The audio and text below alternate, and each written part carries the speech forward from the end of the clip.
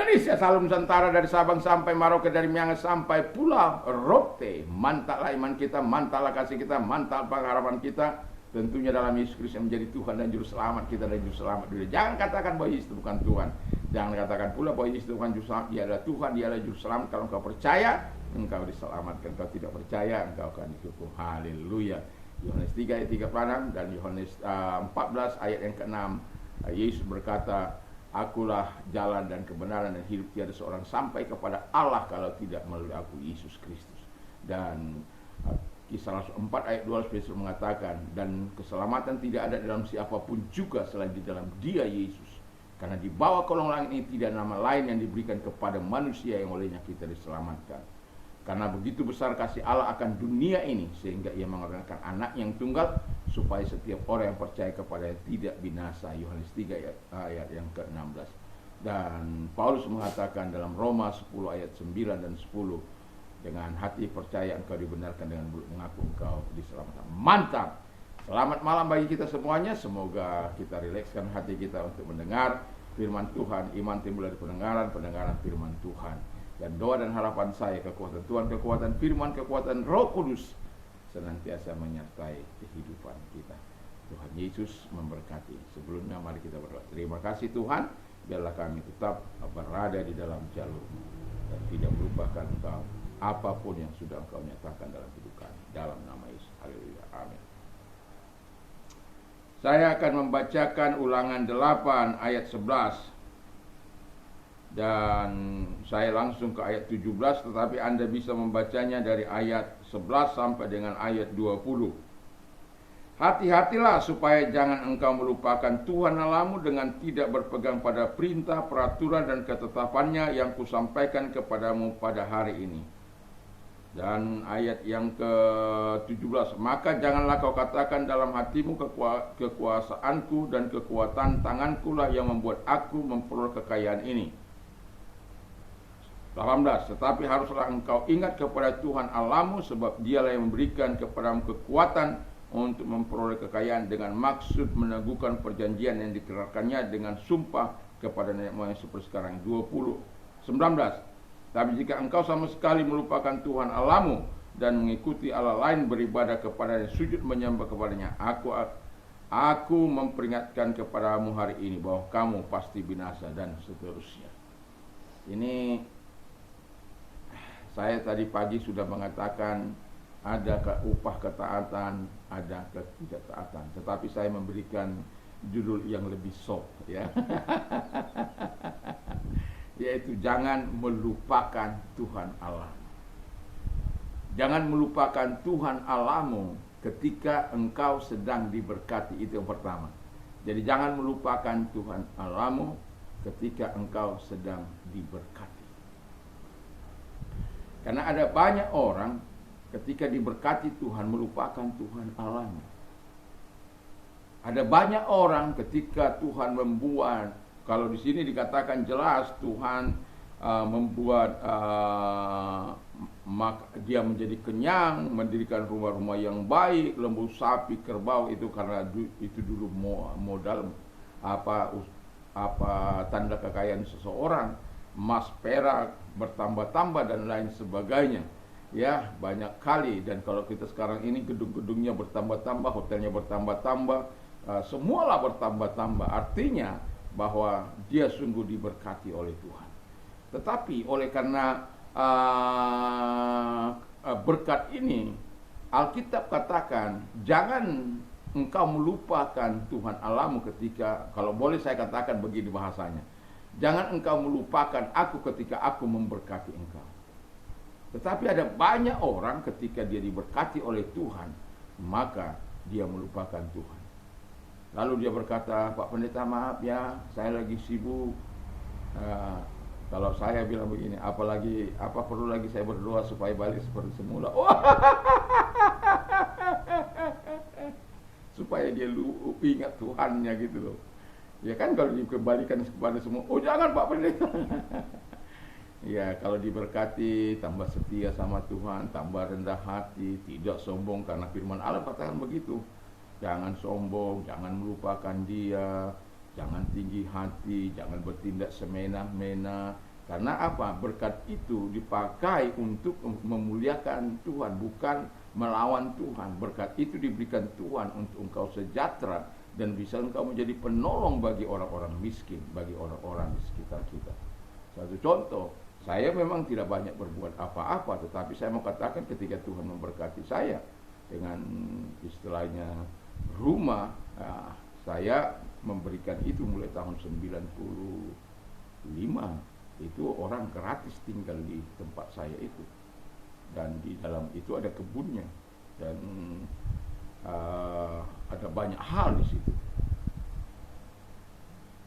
Dan saya juga bukan orang yang begitu tetapi 24 jam air selama tahun 2000 sampai sekarang ini air tetap bisa mengalir untuk dinikmati oleh orang-orang yang mengambil air dari tempat saya. Kadangkala mereka mengambil itu pakai pickup yang diisi dengan jerigen-jerigen. Saya juga tidak keberatan selama itu dipakai untuk sesuatu yang bermanfaat.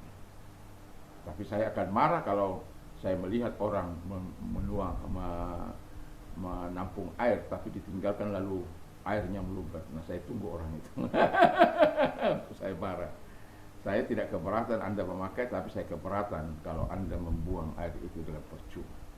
Nah, jadi jangan pernah lupa, ya. Jangan melupakan Tuhan ketika Tuhan membuat engkau berhasil. Nah, jadi kalau Tuhan yang kedua ini, jangan kita pernah lupakan. Makanya Tuhan katakan kepada Yosua begini, Yosua, supaya engkau merenungkan firman Allah itu siang dan malam, supaya apapun yang kau buat engkau berhasil. Karena apa? Dengan firman Allah itu dia berkata, Tuhan berkata supaya dengan firman Allah itu engkau bertindak hati-hati supaya langkahmu akan berhasil. Jadi Tuhan membuat kita kepada keberhasilan supaya Alkitab katakan kita mempermuliakan dengan apa yang sudah Tuhan anugerahkan kepada kita, Tuhan berikan kepada kita, Tuhan nyatakan kepada kita. Keberhasilan itu akan menolong kita untuk bisa menjadi berkat, diberkati untuk memberkati. Dan yang terakhir adalah ketika Tuhan membuat engkau sampai di puncak, ada kekuasaan, ada kekayaan, ada kekuatan, tetapi jangan pernah kamu melupakan Tuhan. Ada orang-orang yang sampai di puncak, sombongnya bukan main, kekuasaan ada di atas pundaknya, tetapi dia lupa memakai kekuasaan itu untuk mensejahterakan rakyat. Dan Tuhan tidak suka itu. Dan kepada orang Israel Tuhan mengingatkan, apabila engkau tidak melakukan sebagaimana yang diharapkan oleh Tuhan, maka bisa dipastikan Tuhan akan membinasakan mereka. Artinya mungkin kamu tidak binasa di usiamu yang muda, tetapi di senja usiamu yang jelas pasti engkau akan mati.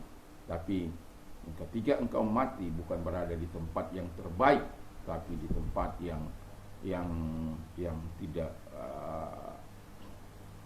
diinginkan oleh Tuhan.